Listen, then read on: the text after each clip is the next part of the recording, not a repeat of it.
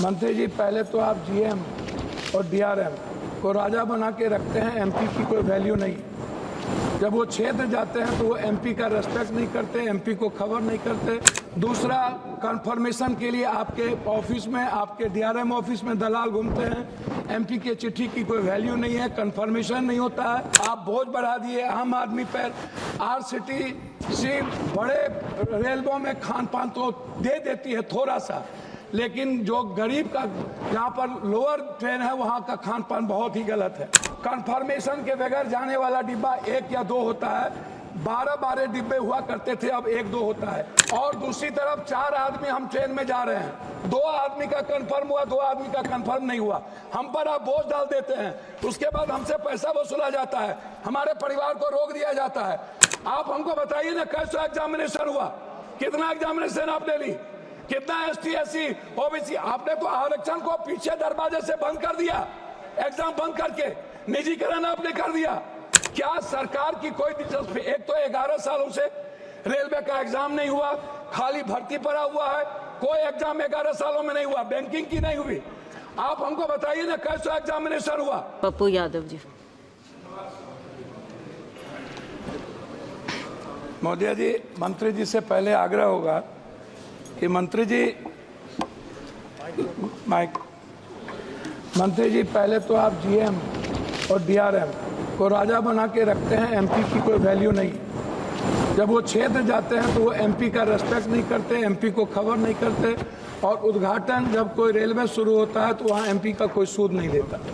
दूसरा, कंफर्मेशन के लिए आपके ऑफिस में, आपके डीआरएम ऑफिस में दलाल घूमते हैं। एमपी के चिट्ठी की कोई वैल्यू नहीं है, कंफर्मेशन नहीं होता है।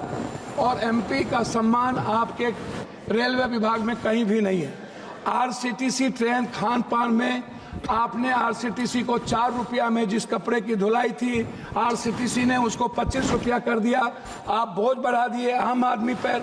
आरसीटीसी बड़े रेलवों में खान पान तो दे देती है थोड़ा सा, लेकिन जो गरीब का यहाँ पर लोअर ट्रेन है वहाँ का खान पान बहुत ही गलत है।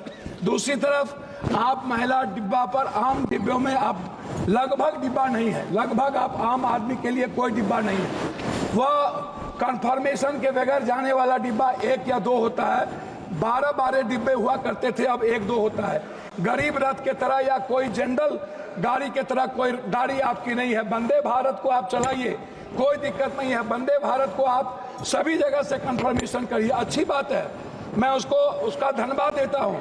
लेकिन आप आम आदमी, गरीब, मिडिल क्लास, हमारे अभी चंद्रशेखर जी ने आपसे कहा आप महिलाओं के लिए आरक्षण की कोई व्यवस्था कंपलसरी करिए, महिलाओं के आरक्षण को। और दूसरी तरफ 4 आदमी हम ट्रेन में जा रहे हैं, 2 आदमी का कंफर्म हुआ, 2 आदमी का कंफर्म नहीं हुआ। हम पर आप बोझ डाल देते हैं, उसके बाद हमसे पैसा वसूला जाता है, हमारे परिवार को रोक दिया जाता है। और हम भीतर में कितने पैसे वसूले जाते हैं इसके बारे में मैं नहीं कह सकता हूं। इसीलिए उस परिवार का क्या होगा जिसका 2 कंफर्मेशन होगा, 2 नहीं होगा, इस पर हम कभी सुधार की बात हमने नहीं की। दूसरी चीज, जो एसटी एससी ईबीसी और जो छात्र प्रतियोगिता में जाते हैं, एग्जाम देने जाते हैं बाहर, क्या सरकार की कोई दिलचस्पी? एक तो 11 सालों से रेलवे का एग्जाम नहीं हुआ, खाली भर्ती पड़ा हुआ है, कोई एग्जाम 11 सालों में नहीं हुआ, बैंकिंग की नहीं हुई। आप हमको बताइए ना, कैसा एग्जामिनेशन हुआ, कितना एग्जामिनेशन आपने ली, कितना एसटी एससी ओबीसी? आपने तो आरक्षण को पीछे दरवाजे से बंद कर दिया, एग्जाम बंद करके निजीकरण आपने कर दिया। और आपसे मेरा 2-3 आग्रह है, आप हमको एक बात आप बताइए, आप विकलांग के लिए क्या व्यवस्था आप कर रहे हैं? विशेष तौर पर महिलाओं के आरक्षण को कंपलसरी की बात मैंने आपसे कही, महिला सुरक्षा को लेकर के भर्ती की बात, यह सबसे ज्यादा और सबसे इंपॉर्टेंट है। आप विज्ञापन पर खर्च करते हैं, लेकिन आप दूसरों को पैसा देंगे, लेकिन बुजुर्गों के लिए और पत्रकार, जो श्रमजीवी पत्रकार है, आप बड़े मालिक को विज्ञापन देंगे, उसको खरीद लेंगे, लेकिन जो छोटे स्तर के पत्रकार है उसका क्या होगा? मैं मैडम खत्म करता हूं। यात्री भाड़ा और माल भाड़ा बढ़ाने के बाद भी आपका रेलवे घाटे में क्यों है? आपने डबल कर दी, ट्रिपल कर दिया, आपका घाटे में क्यों है? कोसी सीमांचल क्षेत्र में रेलवे कनेक्टिविटी को बढ़ाने पर मैं आपका ध्यान आकृष्ट करूंगा। बनमनकी, जनता चौक, पूर्णिया कोर्ट स्टेशन, गढ़बरेली बाजार, जलालगढ़ बाजार, प्रोफेसर कॉलोनी पर आरओबी बनाने का आपसे आग्रह मैं करता हूं।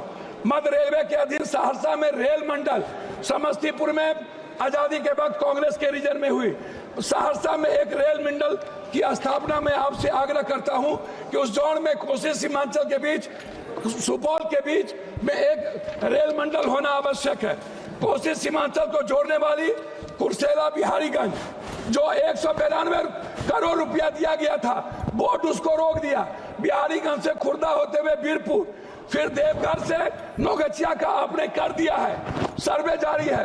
आपने किशनगंज से आपने जलालगढ़ कर दिया, जलालगढ़ से बनमनकी और बिहारीगंज से कुशेश्वर स्थान, ये नहीं किया।